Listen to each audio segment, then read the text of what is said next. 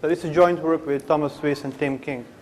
So to remind you of problem type error localization, I'll immediately go to an example. So this is a simple Campbell program where at the beginning we define two polymorphic functions, first and second, that simply just project first and second element of a triple. Then we define function f that accepts a triple because we're using first to extract the first element, and we assume that this first element is an integer because we are using it with a Campbell's integer addition function. And we also take the second element, which we assume is a string. At the end, we are calling this function 2 times. And we can see that we are calling it with a string instead of an integer as a first element. So when we give this to a Campbell compiler, the compiler will do pretty much the same reasoning steps I just did. So when it comes to this position, it will say, oh, look, you have a type error, and this is the expression you should fix. However, maybe the first definition of function first is the actual source of the error. Or maybe instead of first, we should have used a different function. Or maybe this whole first x expression should have been done in a similar way as in the next line. In fact, that was the actual source of the error. But the thing is that a compiler never even considers these sources of errors. So immediately when it sees there is a type error, it stops and blames the current location as the source of the error. And often these type error messages don't really help the programmer. So in this work, we are interested in can we actually improve on this.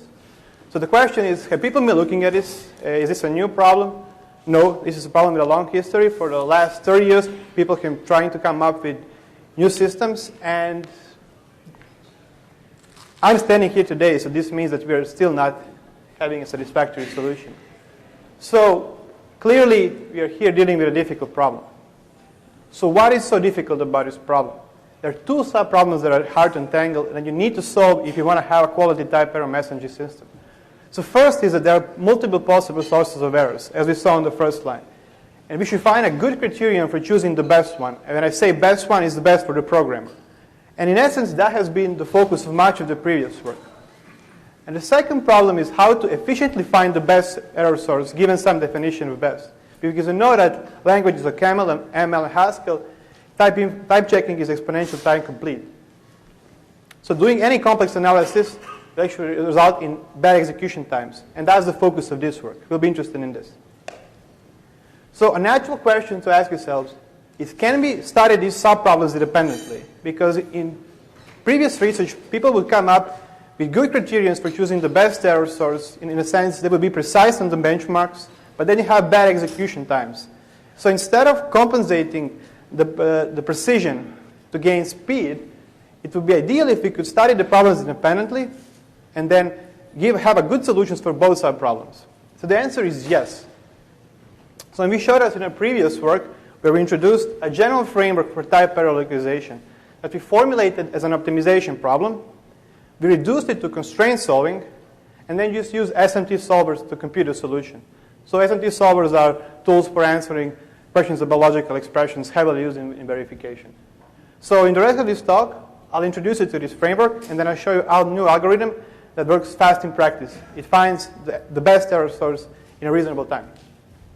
Okay, so first thing I owe you to is to define this notion of an error source. So here we have a ill-typed program because we are applying a Boolean negation function to a string. So when we claim that x is an error source, what we actually mean is that there is a fix to this location that makes this program well-typed. So in our framework, we have a generic fix for a location, which is basically just replacing the expression with a hole. It's just a placeholder. It has a polymorphic type for all alpha alpha. So when we replace x with a hole, we now have a well-typed program, which means x is an error source. So in general, one might need to fix multiple locations. So we're going to define an error source as a set of program expressions that, once corrected, they yield a well-typed program. Second, we know that there can be multiple error sources. X is one error source. High is also one error source. Instead of high, we could make a Boolean constant, and it would be a well-typed program. Not x is also an error source. So in general, there can be multiple error sources, and ideally, we would like to take all of them, rank them by some useful criterion, and then show the top-ranked error sources to the programmer. In our framework, this ranking criterion is just a function from program expressions to weights. The smaller the weight, the bigger chances are that a program expression contributes to the error. For that purpose, we define minimum error source, which is an error source with minimum cumulative weight. So that's the top-ranked error source. One possible useful criterion would be the one where for every program expression, you assign a weight that is equal to its AST size. So the top-ranked error source is the one that has minimum cumulative AST size and requires fewest corrections. But that is just one example of a ranking criterion. So the whole problem of type error localization is now the problem of computing minimum type error sources. So given a program and a compiler provided ranking criterion, find an error source that is minimum subject to this criterion. Note that this is an optimization problem. We first want to identify all error sources and then get the one that has a minimum cumulative weight.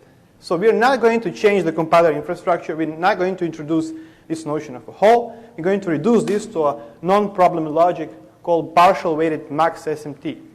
So in this problem, as input, we are given a set of hard constraints that must hold. We get a set of soft constraints that don't necessarily need to hold, but each constraint is assigned a weight. And each constraint belongs to some fixed first-order theory. So either we have constraints over algebraic data types, or over integers, or propositional constraints. As an output, we get a subset of soft constraints that are satisfiable, have maximum cumulative weight, where hard constraints must hold. So how do we use this to compute the minimum error source? Well, the best is to see an example. So what we're going to do is going to take the input program, and the first thing we're going to do, we're going to generate a constraint, hard constraint, that encodes the structure of the program as well as typing information. So for this whole program, or for the root node, we're going to generate the following constraint. So TLAD is a variable standing for this node. It represents this node.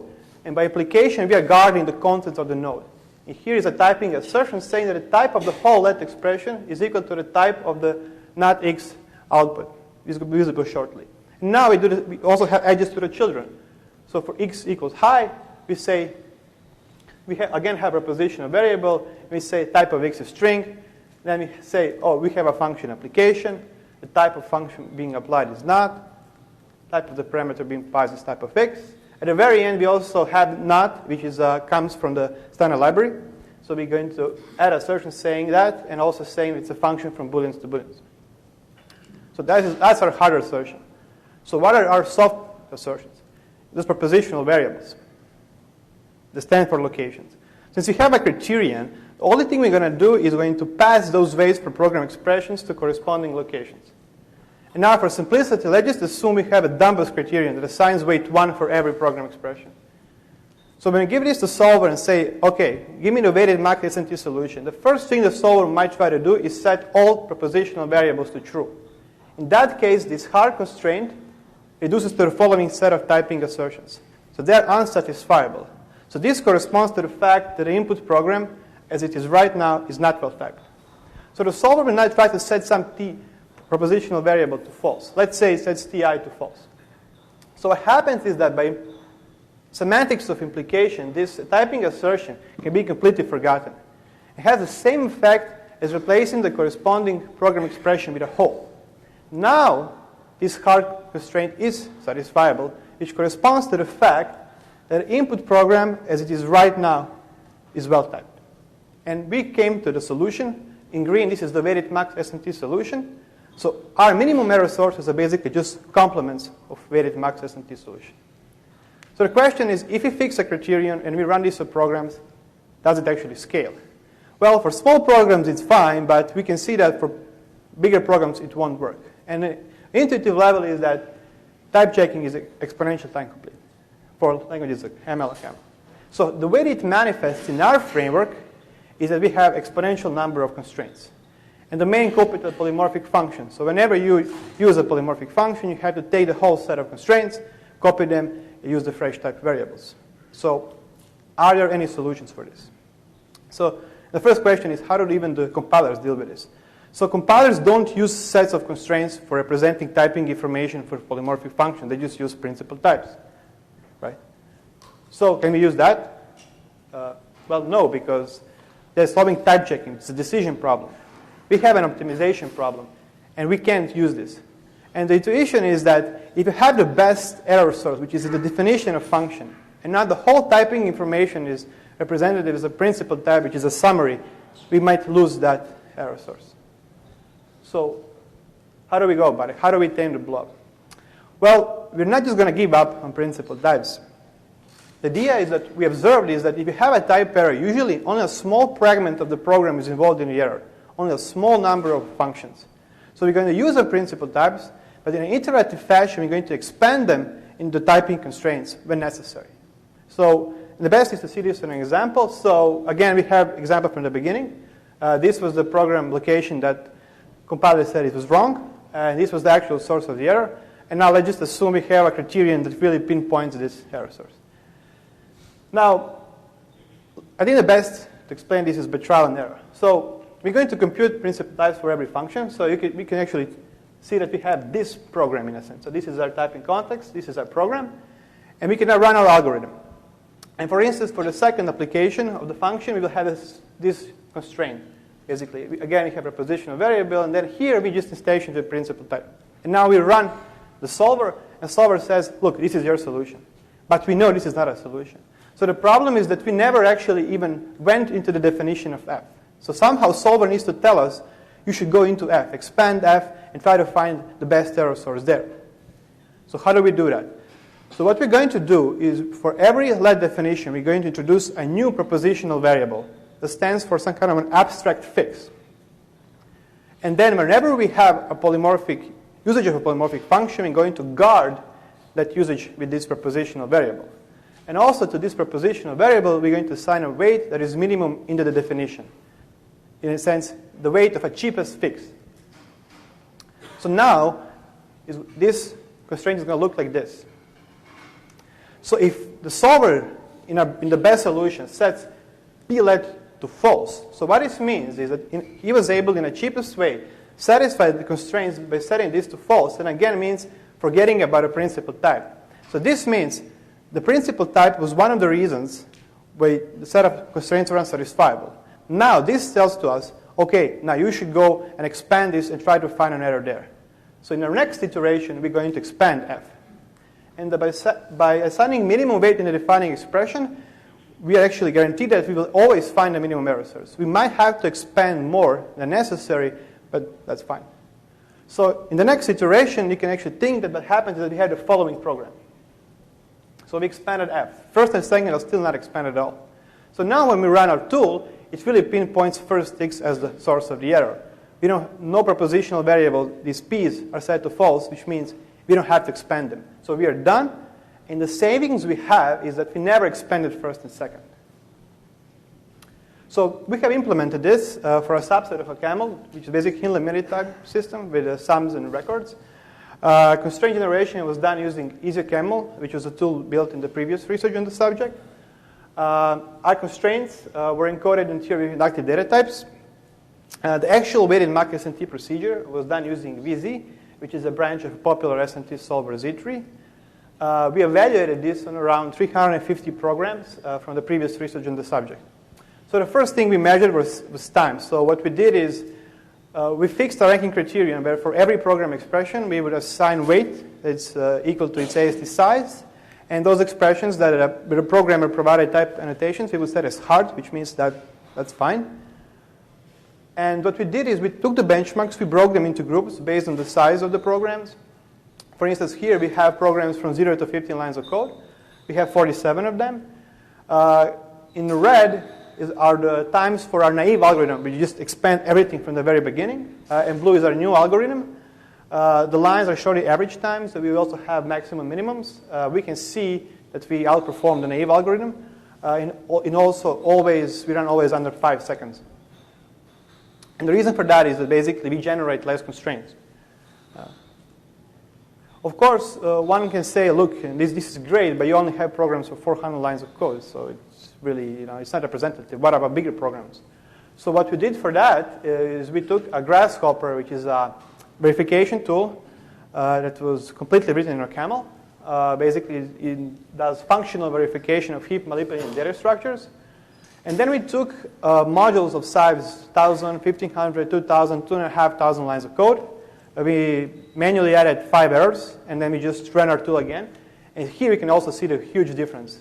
So the naive algorithm sometimes says over 200 seconds to compute the best error source, and we are around 25 seconds. And again, the reason for that is that just we are dealing with much less constraints. And note that this is a log scale. So for big programs, the number of actually constraint generated is huge, where our algorithm actually performs very well. So in conclusion, and also I would like to note that in the previous research, this state-of-the-art research, that really is good at pinpointing the actual source of the error, when we gave these big programs, it basically choked. It ran out of memory. So in conclusion, I presented an algorithm for searching type error sources that is, we hope, practically fast. And it's like, I would really like to emphasize this fact that we don't have any assumptions on what this criterion really is. So it's just a function from program expressions to weights. So we completely abstract from that. And we rely on principal types, expanding them into the typing constraints only when necessary, basically doing some kind of a lazy expansion. And that would be all. Thank you.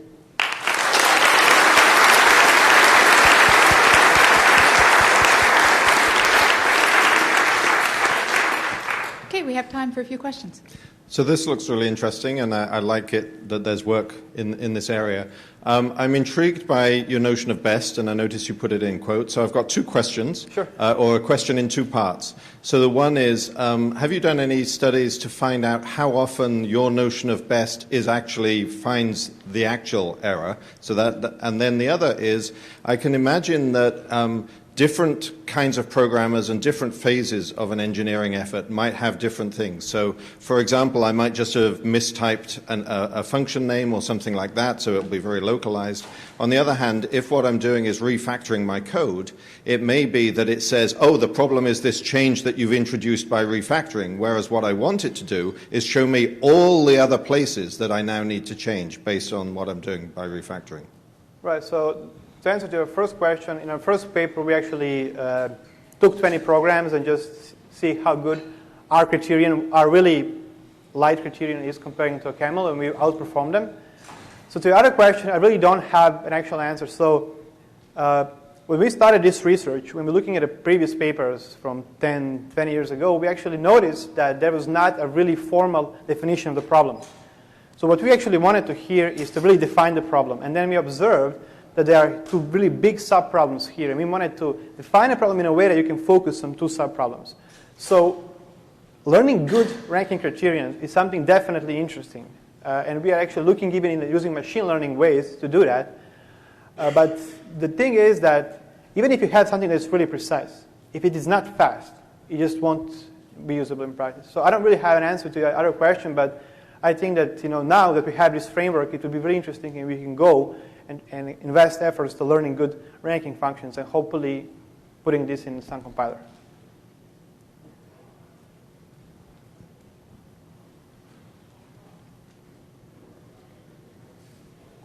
What's the relationship with the type error slicing work? So in the previous work, there were a lot of notion of slices. The problem with slices is that sometimes they can just really over-approximate the locations you need to fix. Basically, you get the whole program as a slice. And that's not really usable. So but the thing is here, if you have positive weights, which usually you do, the locations that are reported by our tool is really the locations that you need to fix. In other words, if you don't fix any of them, you won't get rid of the error.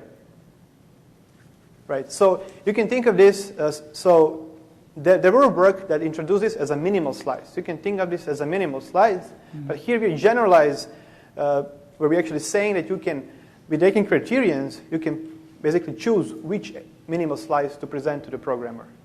And this can be any criterion. So we're not fixed for anything. In previous work, they would basically fix some criterion and they will build a system. In our system, you can just, from call to call, change the criterion. It's just a function that you plug in.